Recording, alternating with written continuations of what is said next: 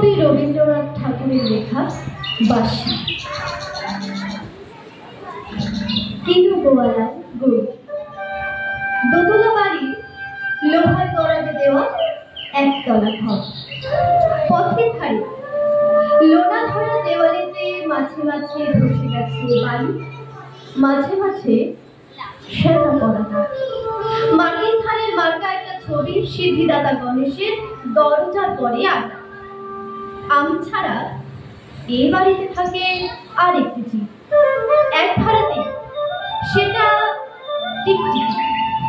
তফাৎ আমার সঙ্গে এই শুধু তার অন্যের অভাব।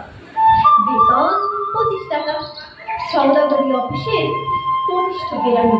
খেতে পাই দত্তকের বাড়ি, ছেলেকে বলি। শিয়ালদা স্টেশনে যাই, সন্ধ্যেটা কাটিয়ে আসি। আলো জ্বালবার দায় বাচ্চা নেই। ইঞ্জিনের ধস ধস, যাত্রীর ব্যস্ততা, গুলির হাঁটাহাঁটি।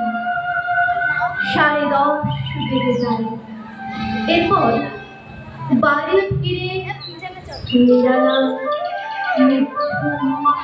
অন্ধকার। ধলেশ্বরী নদী তীরে পিসিমাদের গ্রাম। তার দেওরের মেয়ে অভাগার সঙ্গে বিবাহ ছিল ঠিকঠাক। লগ্ন শুভ, মিষ্টি প্রমাণ পাওয়া গেল। সেই লগ্নে এসেছি পালিয়ে। মেয়েটা তো রক্ষে পেল, আমি তথই গোচর। ঘরেতে এলো না সে তো, মনে তার নিত্য আসা যাওয়া। পরনে ঢাকায় শাড়ি, কপালে সিঁদুর। বর্ষা ঘন ঘন, ট্রামের খরচা বাড়ে, মাঝে মাঝে মাইনুল কাটা যায়। ছাতার অবস্থাখানা জরিমানা দেওয়া মাইনের মতো, বহু ছিদ্রতা। গোপীকান্ত গোসাইয়ের মনটি যেমন সর্বদাই রসসিক্ত থাকে, বাদনের কালো ছায়া স্যাঁতসেঁতে ঘর থেকে ঢুকে তলে পড়া জন্তুর মতো মূর্ছায় অসার। দিন রাত মনে হয় কোন আত্মরা জগতের সঙ্গে আষ্ঠে পৃষ্ঠে বাধা পড়ে আছি। রবীন্দ্রনাথ থাকেন কান্তবাবু, যত্নে পাঠ করা লম্বা চিন্তা, বড় চোখ, সঙ্গী মেজাজ। কর্নেট বাজানো তার শখ। মাঝে মাঝে সুর জেগে ওঠে এগুলির বিভৎস বাতাসে।